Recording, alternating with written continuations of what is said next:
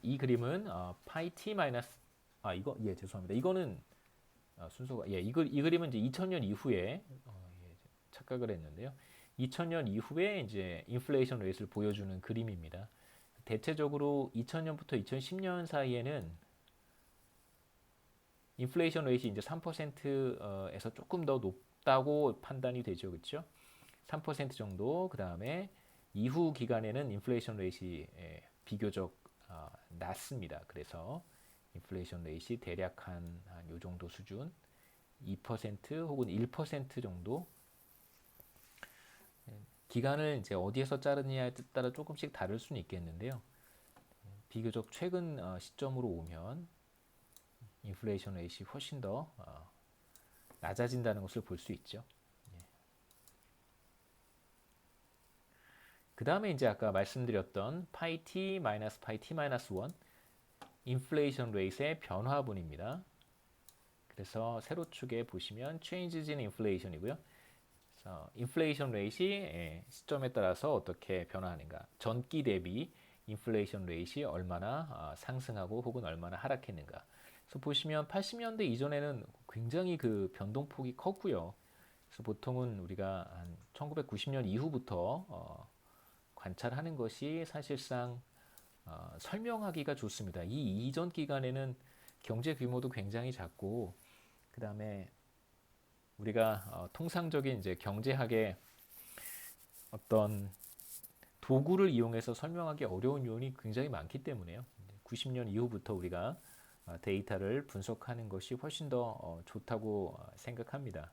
그래서 보시면 물가 상승률의 변화분이 비교적 큰 시기가 IMF 경제 위기 기간 동안 크게 상승했고 또 크게 하락했고, 이러한 이제 패턴이 나타나고요. 대체적으로 최근 들어서 코로나 바이러스 영향이 있기는 하지만 물가 상승률은 인플레이션 레이트이 상승한 상황을 우리가 여기에서 확인할 수는 있습니다.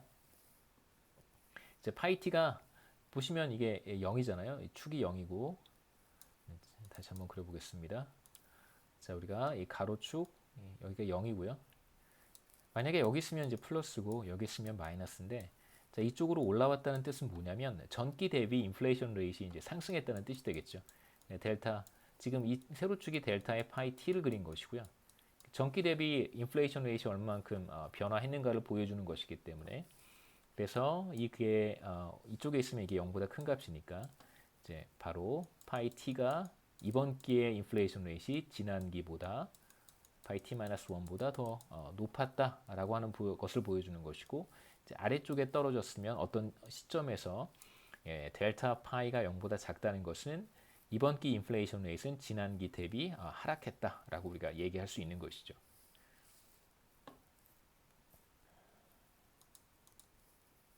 그 다음에 2000년 이후부터 우리가 데이터를 살펴보면 뭐 패턴은 비슷하고요. 그래서 0을 기준으로 이쪽에 있으면 인플레이션 레이트이 상승한 것이고, 이쪽에서는 인플레이션 레이트이 하락한 것이고요.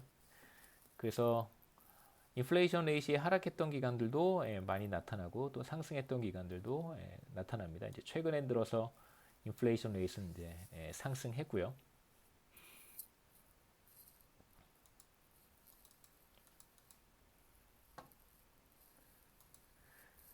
단기 거시 모형과 관련해서 우리가 몇 가지 염두에 둬야 되는 것은, 우리가 살펴볼 단기 거시 모형, 그러니까 Short Run Macroeconomic Model이라고 하는 것, 그러니까 솔로 모형이라든가 라머 모형은 이제 장기 경제 성장에 관련된 성장과 관련한 모형이고요. 다시 말하면 장기의 경제 성장이 왜 나타나는지, 혹은 1인당 GDP가 왜 증가하는지, 국가 간의 소득 격차가 왜 나타나는지를 설명하는 모형이었다면, 이제 우리가 살펴볼 단기 거시 모형이라고 하는 것은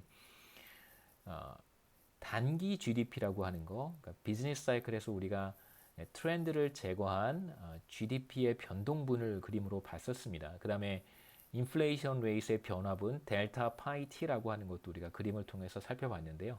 시간이 변화함에 따라서 인플레이션 레이트의 변화분도 지속적으로 관찰되고, 그러니까 일정한 값을 갖지 않잖아요. 그림 다시 한번 보시면 인플레이션 레이트 델타 파이라고 하는 거, 전기 대비 인플레이션 레이트의 변화분이라고 하는 것은 시간이 지남에 따라서 지속적으로 상승하고 하락하고를 반복합니다.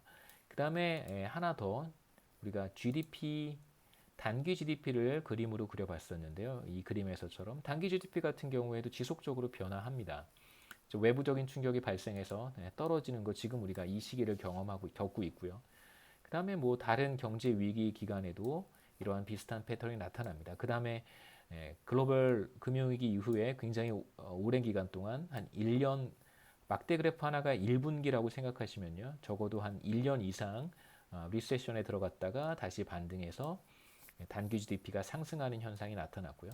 자, 이러한 비즈니스 사이클이 왜 나타나는가를 설명하기 위해서 우리가 살펴봤던 솔로우 모형이나 라머 모형과는 조금 다른 이러한 패턴을 설명할 수 있는 모형이 필요한데, 이러한 패턴을 설명할 수 있는 모형이 어떤 성질을 가져야 하냐면 몇 가지 성질을 가져야 되는데, 대표적으로 첫 번째 성질이 바로 외부적인 충격들이 반드시 모형 안에 있어야 됩니다. 한 나라의 경제는 다양한 충격을 지속적으로 받고 있습니다. 대내 부문에서 우리가 국내에서 다양한 충격이 발생할 수 있고요. 글로벌 금융위기라든가 뭐 등등등 이러한 것들 외부적인 충격도 우리가 여러 가지 직면하고 있습니다. 경기 변동을 야기하는 요인은 바로 이제 이런 다양한 충격들이다라고 우리가 보는 것이고요. 그래서 단기 거시 경제 모형에는 반드시 이런 다양한 충격들이 포함되어야 합니다. 두 번째, 통화는 중립적이지 않고요. 재정 정책이라고 하는 것도 완전히 크라우딩 아웃 되지 않습니다.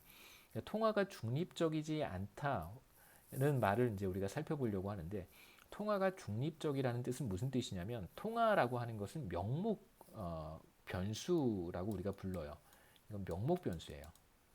명목 변수에 대립되는 개념이 뭐냐면, 이거에 대립되는 개념이 바로 실질 변수라고 하는 것인데, 지금 우리가 바로 직전에 살펴봤던 GDP, 단기 GDP라고 하는 것이 실질 변수에 해당됩니다. 그 다음에 우리가 솔로우 모형과 라머 모형을 통해서 살펴봤던 다양한 변수들, 뭐 자본 스탁이라든가 혹은 GDP라고 하는 것들이 대표적인 실질 변수예요. 그렇다면 대표적인 명목 변수가 무엇이냐면 통화량, 우리가 바로 앞서 챕터에서 봤던 머니라고 하는 것이 중앙은행이 관리하는 통화 지표나 통화량이 바로 대표적인 명목 변수고요. 그 다음에 우리가 또 살펴봤던 명목 변수들이 있습니다. 물가 수준, P에 해당하는 것이 대표적인 명목 변수고요. 우리가 퀀터티 이퀘이션에서 통화량 곱하기 velocity는 명목 GDP 혹은 명목 거래량과 같다고 했습니다. 대표적으로 이 식에서 두 개의 명목 변수가 등장하는데, 하나가 M이고요. 그 다음에 또 하나가 P입니다.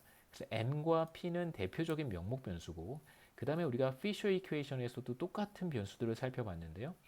하나가 바로 명목 이자율 I였고, 이쪽 편에는 실질 이자율 R이 있겠죠. 마찬가지로 GDP Y, 그 다음에 뭐 자본 스탁 L, 이런 것들이 이제 대표적인 실질 변수라고 할 수 있습니다. 우리가 퀀터티 티오리에 대한 이야기를 할 때 클래시컬 다이카tom이라는 얘기를 했었는데, 그게 고전파의 이분법이라고 하는 것이고요. 비교적 장기에서는 뭐 반드시 장기에서만 그런 건 아니고요.